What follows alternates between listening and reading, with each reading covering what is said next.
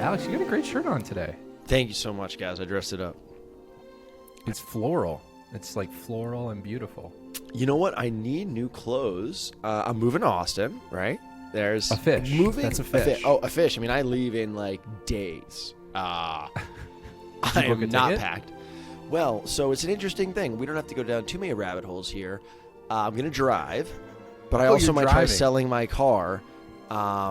The next day is so fluid. You keep talking about that. You said that about Colorado also. You're like, I may sell my car moving to Colorado. Oh, I know, but then I had to post it, and so I posted it, and I just kept lowering the price till we found that sweet spot where people wanted to buy it. Sweet spot of $0. You know what? This is something though.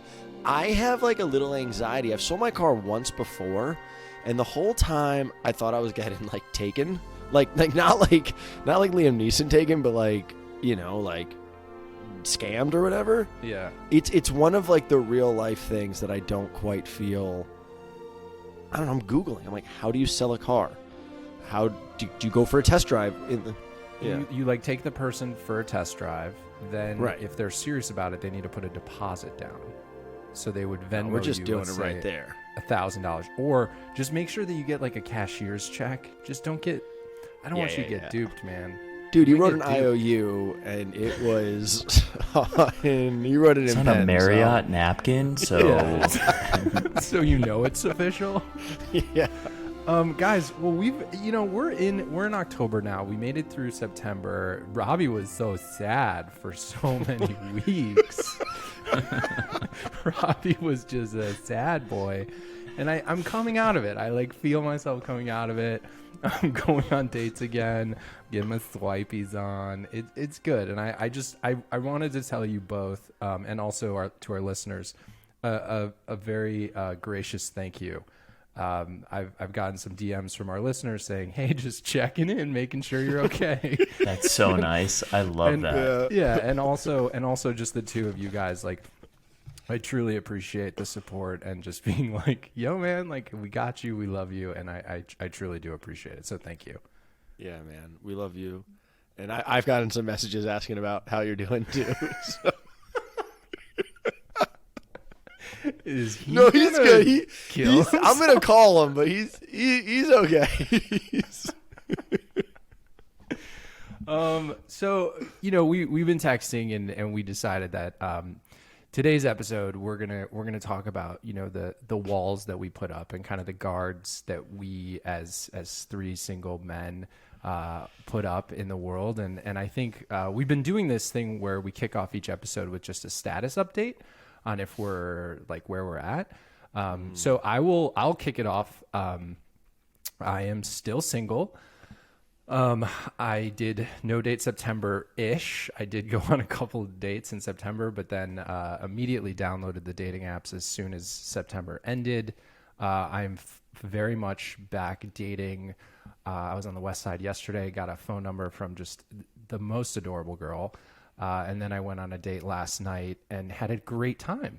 And I'm swiping. I'm on 3 dating apps, and I feel completely empty and alone, but also inspired and excited for what the future holds. So that is me. That is my update. That's like a live, laugh, love poster. Empty but inspired. Like that's like completely empty but inspired. Snaps. Welcome back to the dating pool, the circle of things. Filling that ego cup is very important. As someone, I'll just jump into mine. Like, I'm equally dating and not as active as I expected to be on the apps, which I'm really grateful for. It's just like very overwhelming. And I said in the last episode that the act of swiping just feels gross to me. Like, I'm just like, I check in on Bumble and I like will swipe for literally 30 seconds and be like, cool, this is no connection to anyone, versus I'm on Hinge and people have prompts and they say things and they have their voice notes. And so I can just get a little more personality, just like a little more spark. And I'm not actually swiping. I find it very important to, if I send the first like, to engage on something that they said more so than a picture. And depending if they're doing something super cool. And I'm still somewhat engaging with DMs. I'm just a sucker for talking with some people who happen to live in different cities. And as I travel a lot, I'm just intrigued. And I have a little word vomit from time to time of just like, when are you coming to Colorado, or want to go on this adventure with me? And, sometimes it's with people that I'm like, I need to just like chill. We haven't like built a connection long enough. And I'm just like, it's literally word vomit of me just like, so when are we hanging out? What are we and I used to have word vomit with alcohol. Go on, thing, please. Man. Yeah. Rob's off the project. Hi, I'm back. What happened? Sorry. I don't know. My browser just kicked out for a second, but I'm okay. We're back. I was just going to say that it's hard when you have inbound, coming in saying, hey, I want to like meet you. I want to go on an adventure with you. And then the woman happens to be really attractive. And you're just like, well, I don't want to miss out on this. Like, this could be the one. I think it's similar with like when you're messaging on a dating app and you're like, she's really attractive. Like, I don't want to miss out on this. Yeah. I'm trying to be better about not just responding to all of them that I'm like, oh, you're cute. Like, just being so overly excited about just getting that attention, and then I'm not even giving the right people the right kind of time and attention that deserve it. And I think a thing for me that I keep bringing up, and I need to say here on this podcast, is that I don't know if I know how to be someone's boyfriend. And that's something that I've been trying to like battle with a little bit, in the sense of, and I've talked about this analogy that I said before, is playing how you practice. And a lot of my practice is very casual dating, and just with like how LA was, and with me traveling all the time and people not often taking like my job as seriously as maybe someone else, because I'm just like freelance and social media and doing all that kind of stuff. So that was, we were talking offline, the three of us, and I brought that up, and it's kind of been a repetitive thing. And I don't want to like manifest that of being like, I just don't know what to do with my hands when the time comes. But it's been so long, not of all my strong hand. That's just a concern of mine, like to step up when that time comes. Let me ask you, because I hear two parts of that. I hear like, I don't know how to be someone's boyfriend, as in like, what are the X's and O's? Like, what is the job description? Mm-hmm. And then the other one I hear is like, are you capable of it? And I don't know if that's part of the question, or if it's not. I feel capable of doing that. Like, I feel like I know how to be empathetic and caring in the amount of work that I put on myself, and a lot of just understanding of what I want out of a partner and what I want to be as a partner. I definitely know that. I think it's just, once again, it's getting through that wall of actually being like, yes, I want to be this person's boyfriend. I want this person to be my girlfriend. Talking about like these walls that we're putting up, and I'm just so hesitant potentially to fully dive into that or break down that wall. Yeah, man. Well, it is a two-person game.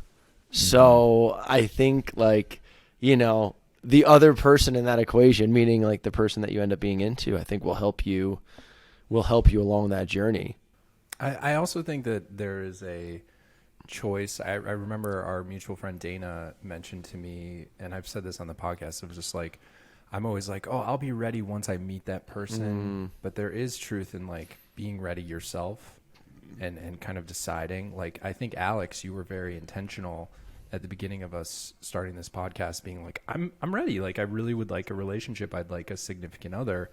And I think my intention has been like, I'm really like, I'm on the other side of the spectrum of like, I need to be okay alone, you know, like, and I've been really trying to hone in that and practice that as hard as it is. And then Jordan, you're, you know, maybe in the middle of like, well, you really like this lifestyle of, you know, adventuring and being alone and single life and, you know, sliding my DMs. But there's also a part of you, and you've shared it before, of like when you're with your older brother and his family and you're just like, you know, there is something nice about having a significant other. So I think we're just all going through our own transitional period. Yeah, I think ultimately the goal is to, you know, find a partner and someone that I can build a family with. I think I always pictured myself being a father, you know, having kids. And so I think it's just the... Be a DILF. Thanks, man. I appreciate that so much. Thank you you'd be guys. a DILF. All three of us. We'd all be DILF. Yeah, Boy, yeah, I yeah. am a DILF. Did you just realize this? Hold on. Did you just realize this? I think I just, well, Of course you are. like officially. 100%. We go. have definitely texted you that at some point in time, letting you know in the hype up text.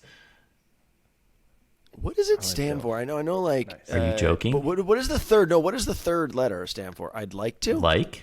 Yeah. Oh, okay. Yeah. All right. Dad, I'd like Because to. then I thought it was like I want to, but then it's like a moof. A doof.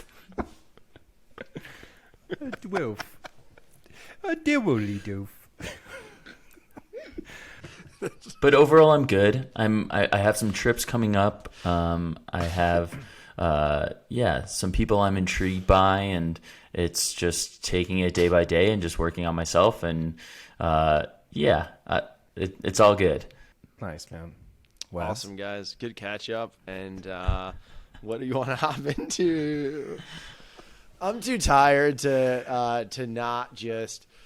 I have feelings for someone. And we are definitely we're definitely on the dating journey. If you're listening to this, and I believe you are, skip it. No, that's okay. It's just so meta because like I'm talking to her, and then she's gonna, listen to this. But it's She listens to every episode. I think it's I'm kind of honored. I think because she genuinely enjoys it, not out of any other reason, and so that's like good to hear. And listen, I'm an open book, and I want to be an open book. So I noticed in my own self, I'm like a cool customer in life, unless like I definitely do though. I'm a bit guarded. Like it's easy to go to Like Town is fairly easy. But then to actually catch real feelings, I'm like, okay, that's a layer deeper, and like, okay, this is something. But then there's like the ground floor or like the inner core heart that I've noticed very guarded around because I just know in my life that, and I think we are three guys who do feel a lot. Probably why we've done the things we've done in life and been drawn together as friends. I know that when I really go to deep love town, like I really go. And I guess I don't want to like do that unless I'm going to get married to someone, only because like if it doesn't work out, you get wrecked. I also realize that that's not the bravest thing. To not, let someone fully in because you're scared of getting hurt. So, but that's the reality of where I'm at. Yeah. Well, first of all, thank you so for much, sharing. guys. I think it's really special that you're, vulnerable, and not only with the two of us, but with our audience. And I think that, first of all, we have to acknowledge, like, the first of us three is like, Don't one of jinx us is it! In a I'm not ending jinxing the anything. episode. I just want to just sending some Yeah. snaps. Everyone can Just have their sending some own, snaps. This is what I do with my mom. My mom's so sweet, and she gets excited about like anything in work. And I've just learned like you can have your experience, I have my experience. I'm not jinxing, but yeah. But instead of focusing on this relationship, I want to focus on what you're saying in terms of just like opening up your heart and letting the guard down. because I experienced that too. And I experienced that when I'm starting a new relationship, or I am literally on a first date basis and thinking about going to a second date with somebody. So I guess, how many times has your heart been just totally ripped out of your chest, Webbs? Great question. I mean, oh, gosh, if it's tough because I've definitely had like big infatuation, especially younger in life. I would say like where I really felt like distraught, heartbroken was 3 times. And 2 of those were in my younger, like college and the years after college. And then I dated people, but this last relationship that I got out of in 2020, I was definitely heartbroken for like a year off that one. 9 months. 9 months. A 9 year, months. huh? 9 months. Jay, what about many you? times? How many times has your heart been ripped out of your chest? 4 times? No, it seemed like you were like carry the 2. 4 times. Yeah. What's that? Well, 37 I would say, times. but I think in my early dating, I was being a bit over dramatic. I had never gone through a breakup before, and the idea that someone like doesn't want you is That is it. is the worst. weird. It's hard to like comprehend that, because looking back, it's like, yeah, I'm really glad that I'm not still in a relationship with those people. Like, I remember thinking, I was like, we were supposed to get married. Like, I love you guys. Yeah. Like, and it's like, nah, we're okay. That was, the connection wasn't really that deep. It was more proximity based, and Yeah, I think I've had my heart ripped out of my chest. I love this expression. Well, I mean, that's what it Yeah. feels like. It feels like your heart is being ripped out of your chest, does it not? Like love lost, a breakup, the end of a beautiful relationship, or the potential of what could be a beautiful relationship. Even my most tumultuous relationship, which was my high school sweetheart and I like ending that was such a loss. It took me like a year to stop even like obsessing and like hearing her name in my head. And that was like aligned with starting a relationship with Noelle. I remember I would like still think about my ex, even though I was actively falling in love and have fallen in love with like Noelle. So yeah, I'd say my heart has been ripped out 4 times. But can I jump in and say, Alex, you talk about, I understand that at this point of age, that to go through that again, and especially to, for a lack of better words, and these are my words, not yours, of like wasting 2 years of your life, 3 years of your life to end up not together. I think the thing that I still circle back on is being comfortable with short-term relationships, or the fact of like showing value of a relationship by the depth of it, not by the length of it. So if you're here and you're catching feelings and you're cracking open your heart and you're about this person, and it's that right time in the season of life, embracing that. And yes, you can worry about like, does this person fit into the boxes of my long-term partner, but still embracing in the depth of your feels. I also want to say it makes total sense to be scared to 100%. having heartbreak. Like it makes total sense to be hesitant, or to go, okay, if I'm going to go and open up the core of my heart to this person, it's a level of vulnerability that is intense. And I started to, I mean, the reality is, I remember, and I'm kind of grateful. I think because I was like a youngest kid by far, I could kind of like see my like older siblings kind of go through life. And I remember like, I don't know, I just had this view of there's no such thing as contracts in life. And meaning like, of course there technically are contracts. You can sign a marriage certificate, you can sign to work with someone, but like people will always do what they want. They will always do what they want. And I say that because like, I think, part of the hope, I think, for me and for all of us is just like that you feel safe.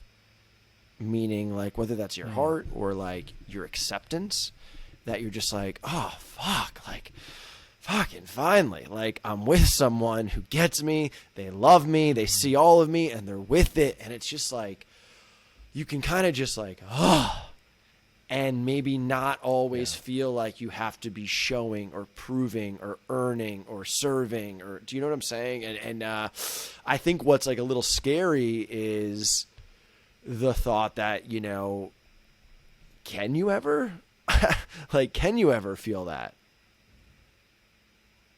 Well, I guess it goes to the question of, does somebody provide that safety for you, or is the challenge of life and maturity finding and creating that safety for yourself? And then your person is additive, because I've always operated from my relationship, and the woman that I'm going to love is going to be my world. She's going to be my life, and she's going to be everything to me.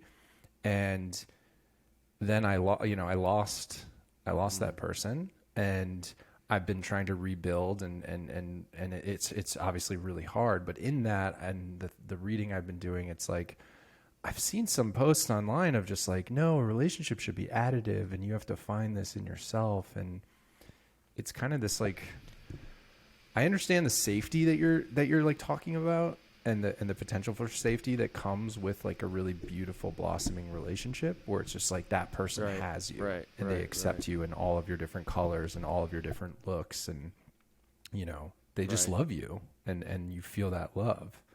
So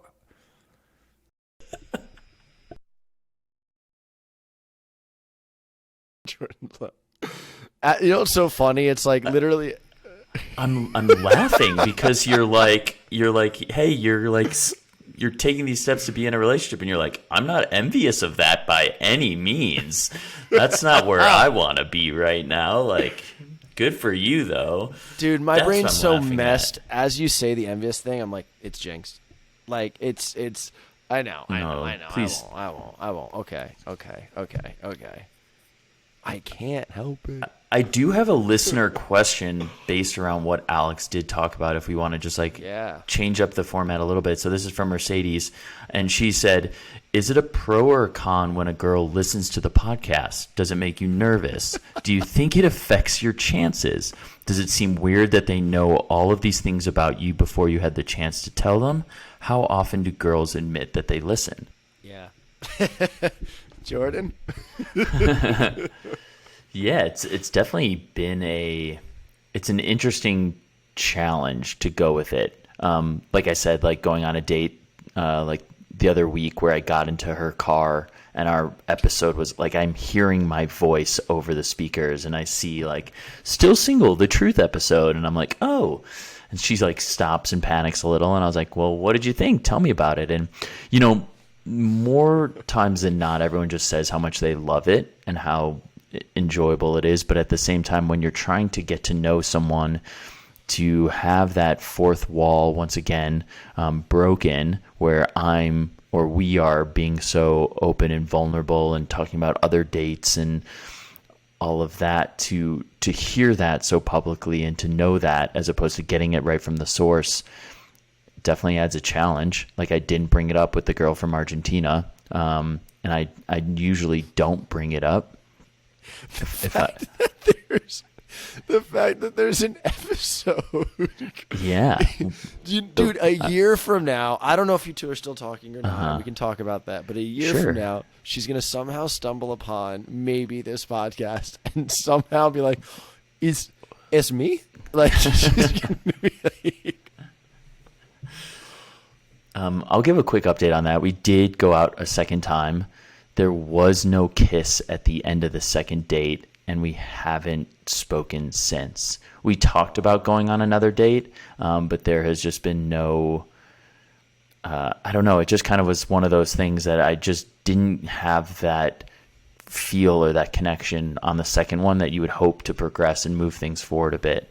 And that happens, and that's dating, and she's a wonderful person, and I wish her the best, and that just kind of happens. No Bezos, Awesome. poor Jordan? No Bezos. No Bezos. Oh, man. So, what was the question? Oh, how is it with people listening to the podcast? Yeah. I mean, there's an inherent like from our end. Did you say there was a heifer? Yes. There's a I don't cow know what in the I back. said, It's just man. There's a heifer in the back. You've heard of an elephant in the room. Dude, Here's I a try, heifer. man. Behooves us. All right, You want the hoof. You want the hooves. You want the hoof. you want the cow. If it's inherently like, think about it. We're asking someone to like, we're going on dates with someone, hoping that it escalates to dates and marriage and all that, and we have something called still single. Like, it definitely is. Like, we have to acknowledge how absurd that is, and that it's a big ask for someone to be like cool with it. But I've also realized, and we've talked about this, that at its core, it's myself and two of my best buds sharing about our life journey in hopes of helping each other and anyone who listens. And I think if anyone can't see, and we're going to screw up, we're probably going to share things we shouldn't have, or, but our hearts are in the right place. We're trying here. But I think that if anyone can't see what it really is, then, it's okay if we're not a fit. Please come back. Don't leave. I take it back. I had a thought today. So I was talking to one of my friends who's a female last night, and she went on a really, So that can happen. So you can have female friends. Oh, Controversial. I don't want to say no because I think you can have female friends. I just think that it's hard if you want to have sex with them to just 100%. a platonic relationship. Okay, so that is the 100%. point. Anyways, she went on this terrible date, and she texted me after, and she's just like, I feel really bad. And I saw some of the shit that this guy said to her, and I was just like, I'm 34, almost 35. I know that I have a lot of, let's say, baggage, right? Let's call it just what it is, and that's okay, and I'm not going to be for everybody. But, like, I know I'm a good guy, and there are so many just terrible guys out there on these dating apps that women have to deal with and go on these first dates with and just be like, ugh, like literally like seriously grossed out. And I mean, I don't want to say that the three of like we're catches for sure, but like I don't think any girl's ever left a first date with us and been like, ugh. thanks, man. Yeah, I can't imagine any of us like saying or behaving in a way that like puts them off like that. We're okay guys, we're okay. We're good. We're good guys. Thanks, man. No, I mean, I would thanks, hope bro. so. Do you not agree? I mean, what I'm just. No, it's great, man. I don't know what to say next. It's great though. I love it. Yeah, I mean, it takes a little humility and humbleness on being like, yeah, I mean, we're here doing this and trying to be vulnerable. And like Alex said, is being a source for people who are going through this just like us, as well as like giving some insight. And I was this kind of goes off of like first dates. I was listening to Matthew Hussey again, and he talked about start like sprinkling more clues when interacting with someone that you like, as opposed to having them read your mind. Don't expect them to read your mind. That if they do something that you're like, that was really hot, or I liked that, or like let them know the things that you're enjoying versus just kind of like in your head internalizing it and being like, okay, I hope they keep doing that because I really like that. Like there's nothing wrong with communicating your likes or wants, especially early on. I'm smiling because that's like literal parenting advice for like toddlers. It's like if your child shows activity or shows characteristics or behavior that you like, it's like good to encourage and be like, I really like that you brought your plate to the sink. I really liked how you said please and thank you. And it's just funny. It's like, we're all grown up kids, and that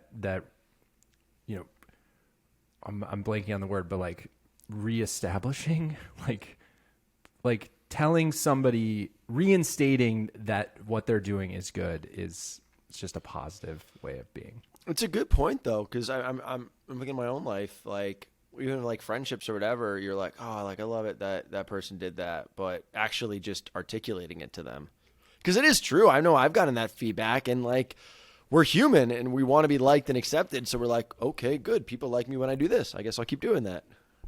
Right. Also, Grown Up Kids would be a great band name, Grown Up Kids. right? How's your guitar playing going? Dude, I'm gonna do it in Austin, but I got a lot of these I'm gonna do, so I gotta go top couple. I have something out of left field to bring up that I think this is just a fun tangent. More than So, my deodorant ran out last week, and I'm traveling. Here's the truth, okay? All right, so I'm traveling, and of course I could go get more deodorant. But I also have it rattling around in my head of like what McConaughey said of like, men shouldn't wear deodorant. And then also like, unless you get a natural deodorant, like the deodorants have like terrible chemicals in you that you like soak into your, so it's like, okay, I shouldn't use it. But then the natural deodorant, they say it doesn't even really work. And there's like jokes around that. Doesn't. And then I got the McConaughey thing playing in my head of like a man should smell like a man. And then I was like, you know what? I travel so often. My interactions with people are so minimal. They're like 2 hours at a dinner or like at an event, and for like 2 hours. I'm like, maybe I'll just roll the dice with this. But I've had a few moments over the last few days where I'm like, all right, it's an acquired taste. like you smell. Well, I just like, it's not bad, but it's like, I'm like, I smell like, stop using these adjectives, man. These like you don't smell good. Like you don't smell good. None of you can smell me. Honestly, but I'm still using cologne. That's the thing. I've done the same. I've done the same thing where I've ran out of deodorant, and then you kind of like you have a couple days where you go, ooh, this is stinky, and you're kind of like into it, and then it fades away. Well, pheromones is a real thing. Like, so I'm curious for the listeners. What do you think about the opposite sex? And like, I'm sure there's people who want like al fresca natural. There's probably people who want, Doesn't al fresco mean eating outdoors? What does al fresco mean? I don't know. Yeah, I thought it meant like al natural, like in the nude. Or look it up. What does it say? It means taking place or located in the open air. Really? Outdoors and al Give it to fresco you. lunch. Yeah, the outdoorsy like Al fresco cafe dining al fresco. All right, yeah. I have had interactions with girls who are like, I do like a guy's spice, which means like his just general odors or like the smells, the pheromones that he gives off. And I remember I took a trip. It was a group trip with a bunch of friends, and this girl came and her boyfriend couldn't come. And she's like, yeah, man, my boyfriend always tells me like after the gym I smell so good. I don't have like this smell or anything. It's great.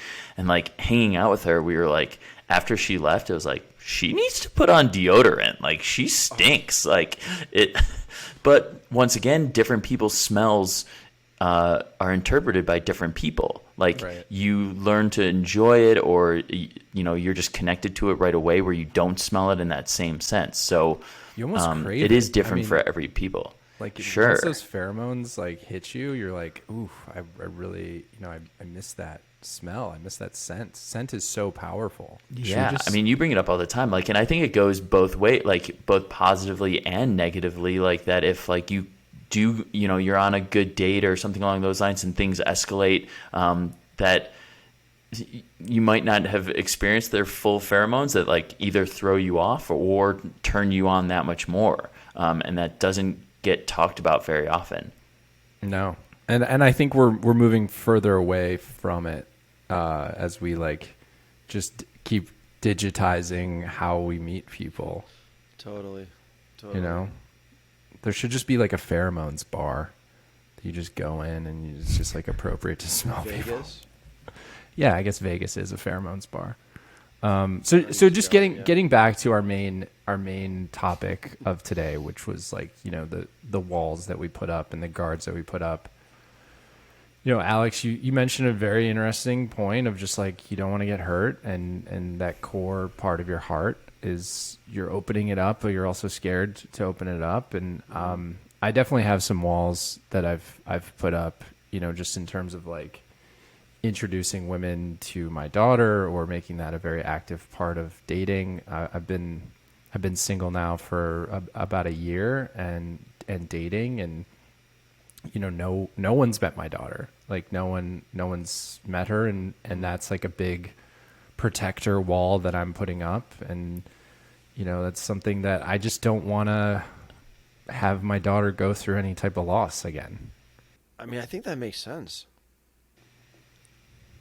Oh, for sure. Yeah, you were saying how Leia gets really attached to people and like to have to deal with her emotions on top of your emotions with a breakup would just be, that's a big step to get introduced to your 5-year-old, and rightfully so. Yeah. So, and I guess it's not a frustration. I don't want to play that record of like, oh, I just want to meet somebody and then like do the thing, because that is a record I've played before and it just doesn't work. But I think there's also a bit of a wall. I'm almost like, if the first date isn't absolutely fucking amazing, I'm like, then this isn't it. And I literally got a text from my mom today being like, you should go on at least 3 dates with every woman that you date. What is the goal of the exercise? The logic, I guess she's just like, so you can like really see if you like this person. Mm-hmm. Yeah. I mean, I get that. I'm also, it's just so tough. I also think, like, I talked to this interesting married couple today, and I'm like, I don't know. I like this phase of life where, like, it's, this is like a little side loop, but like, how like you kind of think you know it all in college and then into your 20s, and I kind of like this phase of life where it's like you know enough to know that you don't actually know so damn much. Right. And so like it's just nice to just like listen to people sometimes. And there's this married couple, and she basically said, and they were really sweet together, that she just really liked the man that he was, and there wasn't much physical attraction. He had left. He had gone to the pool area when she said this. But she said, but she said physical attraction can grow. And then she also shared something where she's like, if you're with someone and 7/10 of it is good, she's like, don't wait for a perfect 10. She's like, and I wrestle with that. Yeah, no, don't. I mean, I wrestle with it because it does make logical sense. Like, I think about cities that you might want to live in, and there's never a perfect city. Every city's got a lot of great things, and there's some drawbacks, and it depends on what's important to you. And the truth probably exists with people. It's just tough to shake this notion of true love and true soulmate and true 100% fit, 100%. Well, then that goes into question, is that even attainable? Like true soulmate. Well, we live in a time where if it was ever attainable, it almost feels like, and Rob, I want to hear what you think about this. Just to like finish it up, it's like, if you did live in a time without technology, well, if you only met someone that you got introduced to, friends of family, school, church, whatever, you meet this person, you're like, I think this is 10 for 10. But I think also now with the internet and scrolling, and you hop on Instagram or TikTok and you're like, oh, okay, now I know that person exists. And we quite literally have the means where every single human being on the planet is accessible in some way, shape, or form, that I think like it's a moving target. Because now it's like, well, maybe that person was 9 out of 10. Maybe the 10 of 10 lives in Dubai. Like, Well, it goes back to the old saying of just like the grass is always greener. I think now it's just we have so much to compare our lives to, and so many different windows into so many different people's lives and relationships, and this looks better and that looks better, and what if this, and never before have we had the window that we do with our phones and social media, and just being able to see over the fence of if the grass is actually greener, like that fence has changed.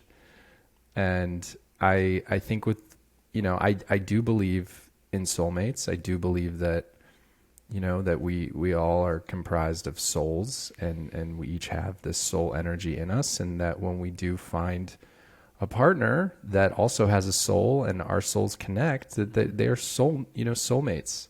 And I believe in multiple soulmates. My challenge now has been just like realizing that this next love will feel different than what it did in my first love. But I do believe in soulmates. I think I just do. And do you think that comes? I mean, it's kind of ironic for me to ask because with Ghosted being about swiping and seeing your past wife, and like, I don't know. I grabbed a drink this weekend with a friend who was in town, and she was here with her fiance, and she's like, yeah, we met on Bumble. And her story was interesting, where she's like, I went on one date every day for a week. And she was like, I went on 6 terrible dates, and he was the 7th. And it's, it was a little like, oh, that's really interesting, and also nice to hear that other people are like being that active about it and trying to meet some people. And, but I guess I didn't double down and ask if I'm like, do you think he's your soulmate? But I guess my question is like, do you think that this person that you believe in, that you think is out there, is going to come off of a dating app? I can only say maybe. I really don't know. I don't think that it's impossible to, like, when I hear people, oh, I met on Hinge, I met on Bumble, I met on Raya, like I get super excited. I'm happy for them. I'm also just as happy, oh, we had a mutual friend, or we met at a wedding, or, at a workout class. It's like, as long, like, people coming together and loving each other is a beautiful thing. And however that's happening is great. In terms of the soulmate thing, like, I think about my great grandparents who were married for 72 fucking years. And it's like, if I sat them down and I was like, are you guys soulmates? I feel like my great grandma would be like, I don't know. I just love them. We had a great life. Like, we built this life together. We built a family together. We traveled the world together. We experienced life together. And, maybe that is what a soulmate is. It's just experiencing life with somebody that you really fucking enjoy being with. I think that is big, though. The really enjoy being with is a big one. Yeah. Well, it's like, it is, though, but it is. I don't really enjoy being with somebody. Well, yeah. I mean, but it's, yeah. And it's hard to find people that you really enjoy being with. I mean, think about making lifelong friends. Think about, people that come into your orbit that you're like, this is a ride or die. Like, this is going to be a homie for life. Mm-hmm. There's really only a few that come into your orbit that withstand the test of time. And I think in terms of soulmates or lovers or, these people that come into your life, yeah, you got to really fucking enjoy being with them. There's a lot of patience that goes with that. And I also do think we've mentioned this in a podcast in the past about like going through seeing someone on the dating app and being like, oh, this person's like that gut reaction, seeing that person. There's like, oh, this is someone who's special. This is like, and usually some sort of interaction comes, whether it is just a few dates and it's a flash in the pan, or it does become like your girlfriend for some sort of time, or however that is. That I want a girlfriend. You're like, I just officially want a girlfriend. I just want to put that out there. It just happened. Just hearing you speak, I want a girlfriend. Yeah, for sure. It sounds awesome. So great. And going back to the walls, and let me know if you want like to cut this or whatnot. Like, I'm open to talking about how, for me, especially because I live in Colorado and it's such a dog-friendly city, I want someone who doesn't have a dog. Like, I want someone to come in and that she can love on the pups the way that I love on the pups, and we can love on her the way that we know that we're capable of.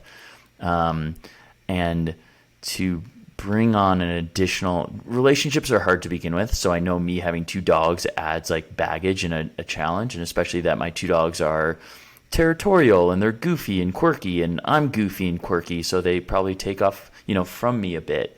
But that has been a struggle for me with the amount of people that I've made really strong connections with who end up having dogs, that I'm just like, I don't know if this works long term, because I don't know if my dogs will even let in another dog into our space, let alone I love dogs. I will stop and say hello to every single dog I see. And when I'm at a party, I'm hanging out with the dog more than I'm hanging out with people. But when it comes to my future partner, I think them not having a dog or dogs, because then if they have multiple dogs, and it's like, cool, we're a family of 4 dogs, and I have to retrain my dogs to there's a lot that goes into that. Is that a filter on anything?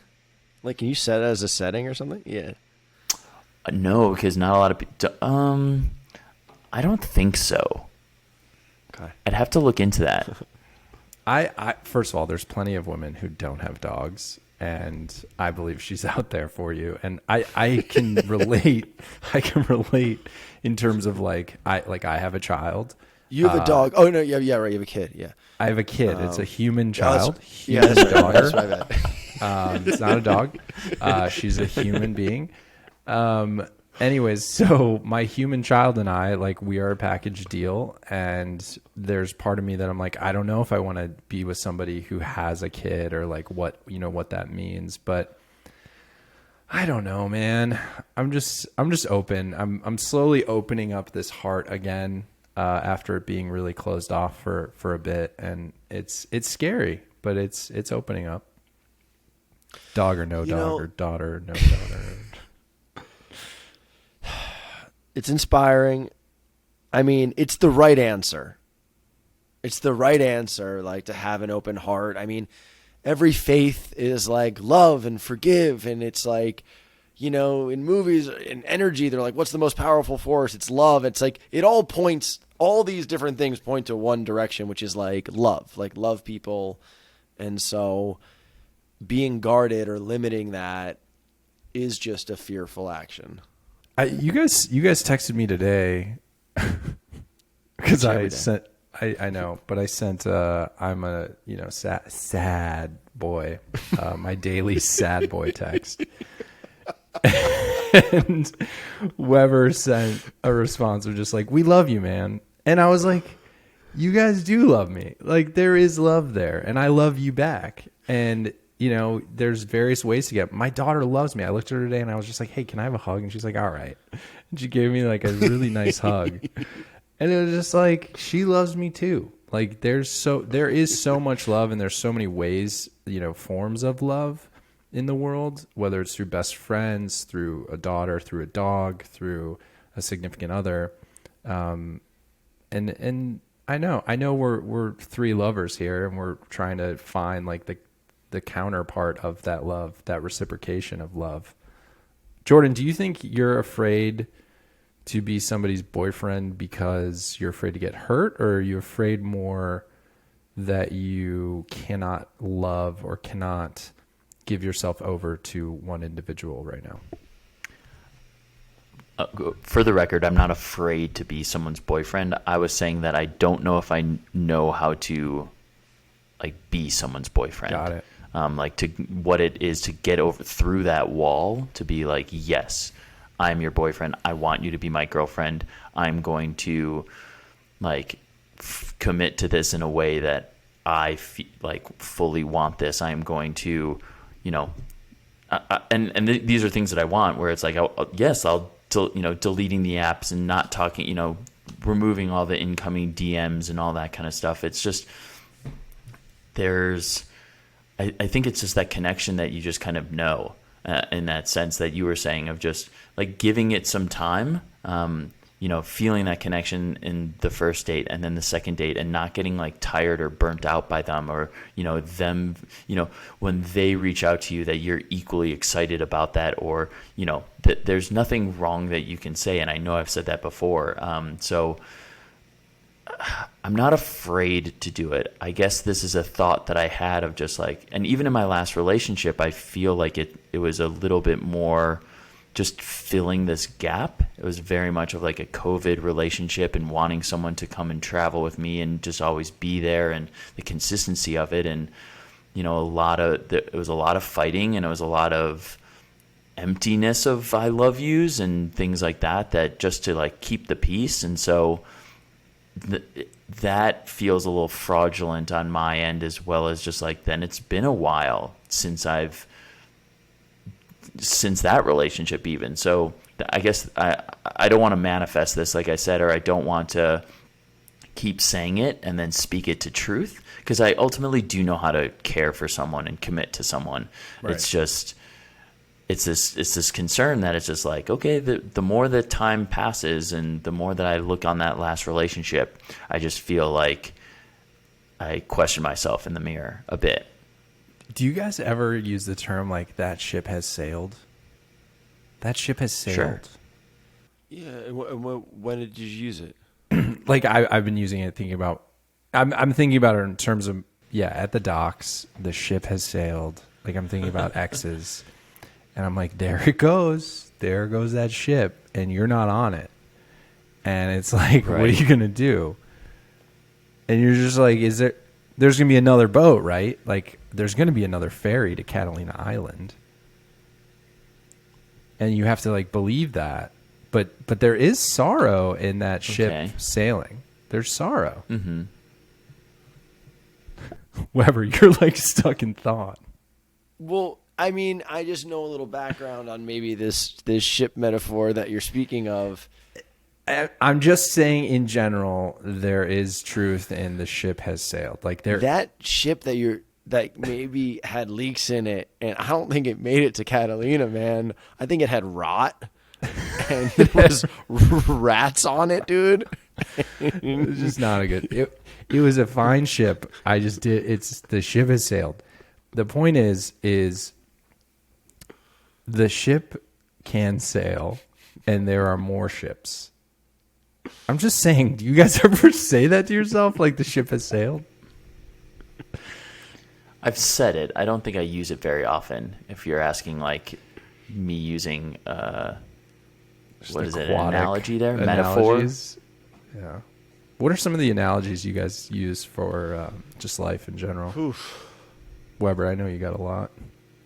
I don't know. I'm blanking, but I definitely do. I do like I said, the play how you practice or practice how you play.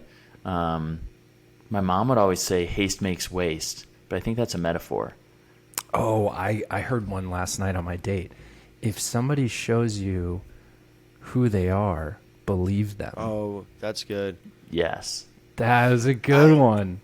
I shared this, and this, you know, I think this, gosh, it's so tough because this is definitely like a personal thing, but it's just too confusing and tiring to try to keep it separate. My outside of still single life and still single life, so here we are. I'm an open book. You know, you like me or you don't like me. I don't know.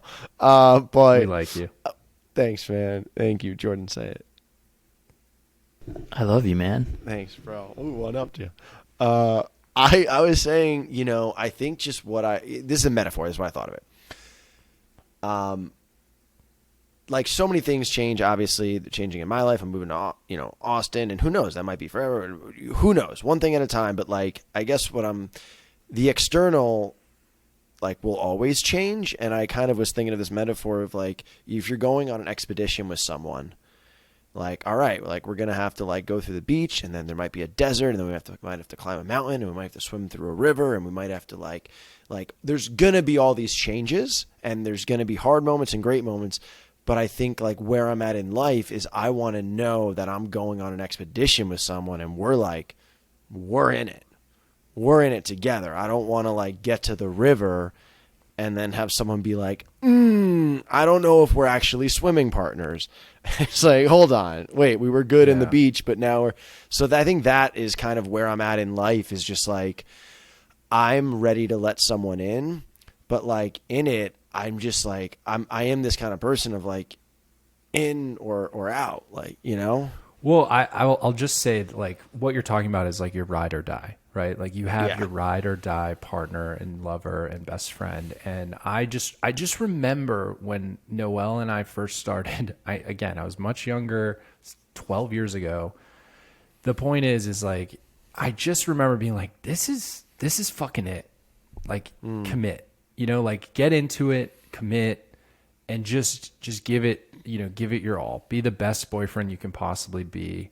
And thankfully it was reciprocated, and it was reciprocated by my partner. And that led to, okay, we're going to build a life together and get married and have a child together. And I just think that reciprocation of ride or die-ness that you're talking about, of like, we're on this raft together and there's going to be some, white water, but like I got you and you got me, like that is special. And when it comes, just lean in.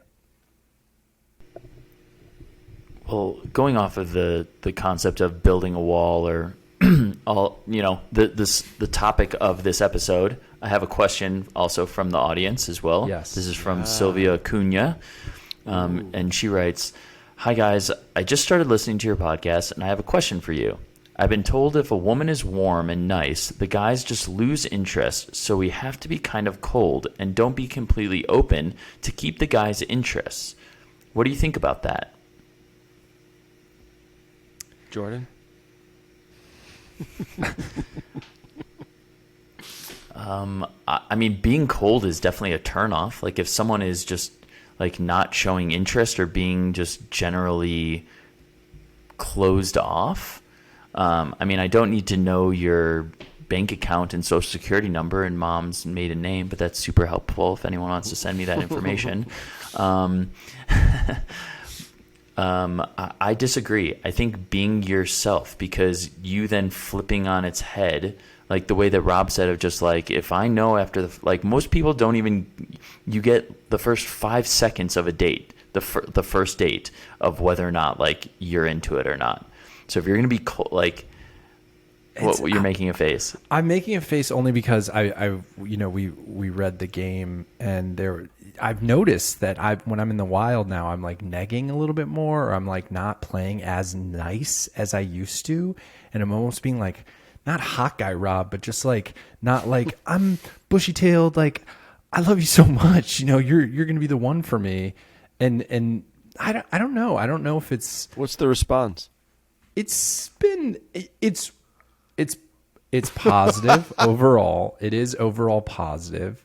I definitely feel like I'm more in the driver's seat of my own emotions. When I hear the word cold, though, I don't think I'm playing cold. I'm playing myself, and I'm being authentic to myself, but I'm also not like looking for like validation from others as much as I used to. I think the thing to think about, it's not being cold. I think it's just like being maybe a little reserved. Like someone has to earn this information out of me. Someone needs to earn this time and for me to tell you a childhood story, or to tell you these things, like to be vulnerable. I've done this in the past, and I wonder if you guys have, and I'm sure people in the audience, where you ever have like a conversation with someone and you're like, why did I just tell them this this vulnerable thing? Now they know, like they just asked like, hey, how are you? What's going on with work? And you're like, oh, this thing happened, and then this happened, and my boss, and you're like, why did I just spill all of this information to someone? So I think for me, if we're going to break down the word cold, is like people need to earn your stories and your time and the quality of it. I just, this is not politically correct, but I don't care because it's our podcast. Ladies, the longer you wait to have sex with a guy, the sooner he's going to really, really like you. And I think you should just wait to have sex with somebody as long as humanly possible. That is just what I think. I think you have, regardless of being cold, regardless of being warm, regardless of being the right fit, regardless of being whatever, sex is an extremely powerful connection between two people. And ultimately, females, like, you have this magic, and the longer you hold on to it, I swear that is like, that is just that is the secret. I'm gonna take the other side. Not necessarily. Maybe some out of just devil's advocate, and maybe just like to I don't know, make this a little interesting. Yes, But I do very much hear what you're saying, and it's also like if you are going to be with someone for a long term, it's also a good vetting, because maybe if a guy, or even let's flip it, even if a girl, but like was just after like sex or whatever, well, you're kind of weeding them out. And so that's a good thing. And also, if you're going to be together for a long haul, like what's another few weeks or whatever it is, you know?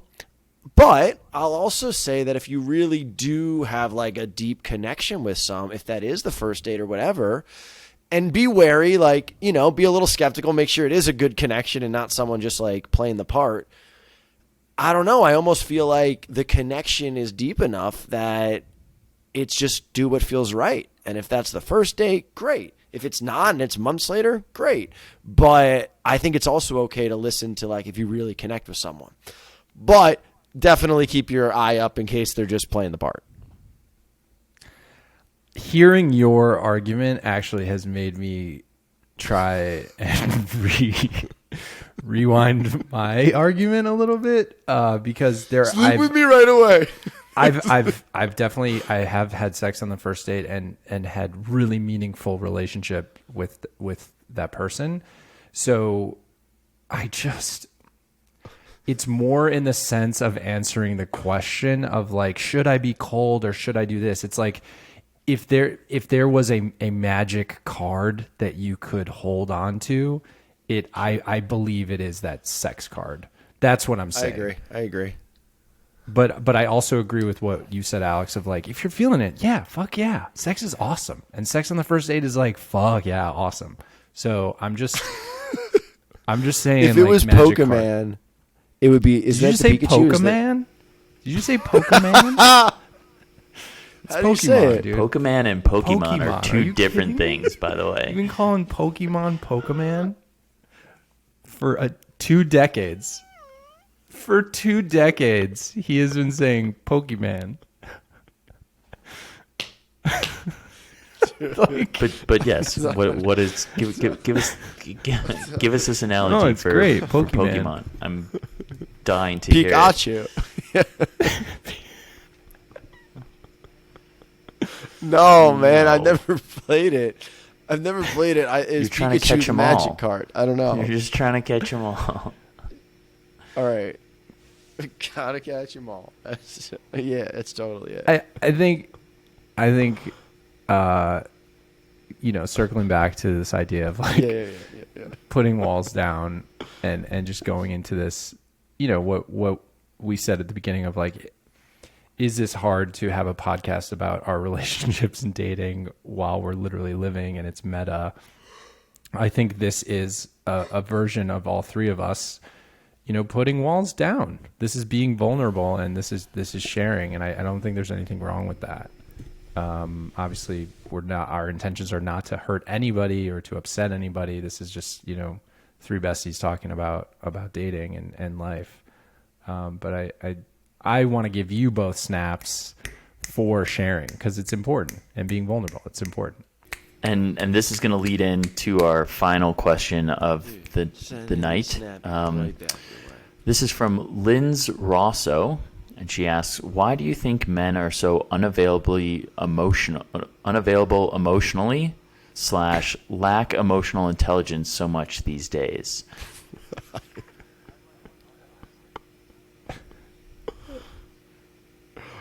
I'm tired, and I kind of thought you were just saying. So Lindsay says, "Why do you think men are such pieces of So, shit?" quick question from the audience: why are guys total fucking assholes? Yeah.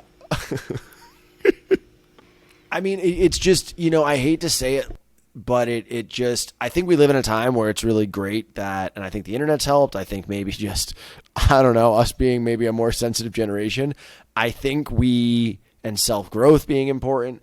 I think we are living in a time where there's a lot of guys who are increasing like their desire to connect with other guys and talk about real things. And, but like for better or worse, and I can only speak for my own upbringing, like, and not only upbringing, but, you know, sports and fraternity, it's just not even that guys didn't want to go there. It's just like, you just don't, because you're either like working or you're drinking or you're laughing, and like, you just kind of don't go there.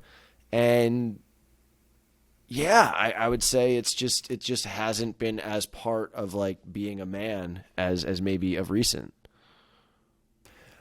I agree with that, and I also think that, you know, something that I really value in past relationships that have been meaningful to me is this comfortability, this acceptance of being vulnerable that the female has created in the environment. So I think that there's something really cool in early stages of a relationship of saying even something like, hey, I just want you to know, like, you can open up to me, or you can be vulnerable to me, and building that level of trust with your boyfriend or the guy you're seeing.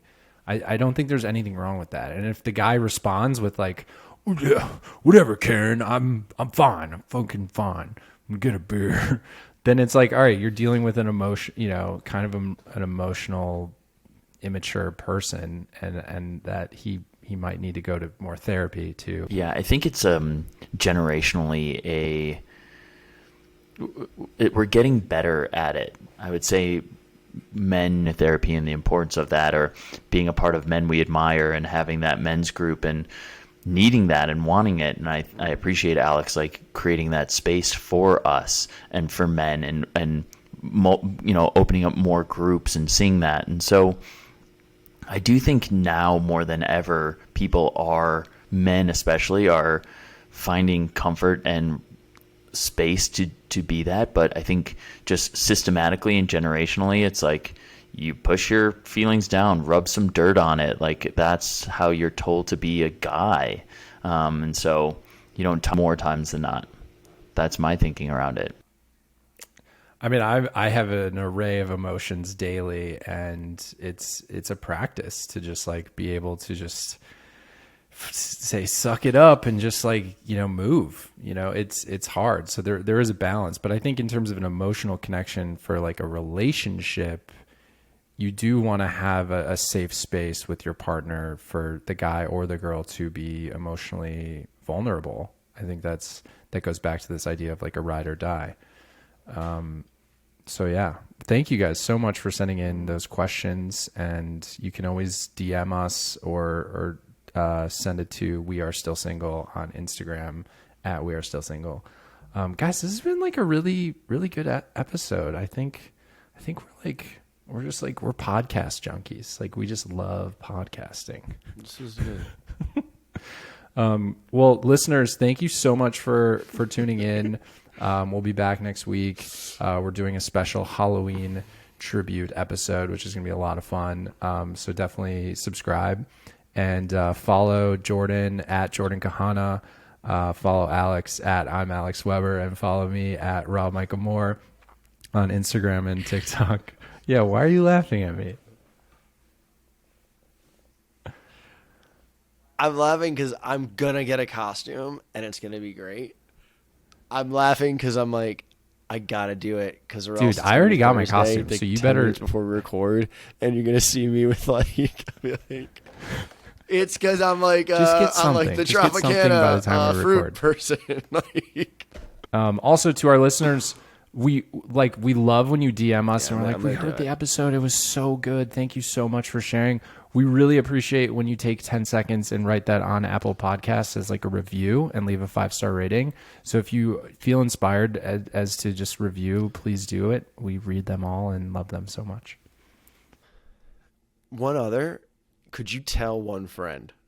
That is our humble request. Could you share it with one friend that would? Yeah, they must be single. No, they don't have to be. Tell one friend. And then lastly, we put our episodes up on YouTube, so you can watch the full-length episodes on YouTube. Just search for Still Single on YouTube and it should pop up. But yeah, this has been fun. We love you guys. Still Single fam. You're awesome, sexy, attractive, intelligent, award-winning, Could you message whoever you prefer to message, Rob, Jordan, or myself, and just cast your vote? Because right now the top 4 contenders, let me know if I'm wrong here, are L.A., Denver, Austin, Chicago, New York. 5. Is it New York? What'd you say? L.A., Denver, Chicago, Okay, Austin. so L.A. or Why don't we take out Austin? Chicago and New York and Denver? Why don't we take out Chicago and New York? Wait, how about it's just between L.A. or Austin? Tuscaloosa, Alabama.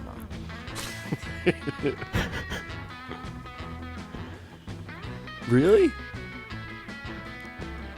Dude, we have listeners all over the country. We have listeners in Australia. much. Australia. No, Yeah, I got a man. little We've got sunburn listeners today. I don't in want. I don't want to be. Canada. I feel like I do You something guys- weird every episode, and I don't we love want you to. guys. I Are you don't want unbuttoning it to your be a shirt right now? thing. I'm just. Ah, man, I didn't want to take off my shirt totally at the pool. How sunburned are you? Just can Hold you, on, let me flex. can you my- show it us? doesn't look that burnt. Is it It really is bad? though. It's like, can you see? Hold on. Yeah, there you go. Can you see that? Thank you. It doesn't man. even look burnt, dude. Hold on, I don't want to. I don't want to. All right. We love you, no. listeners. We'll be back next week for our Halloween episode. Ya. And just stay classy.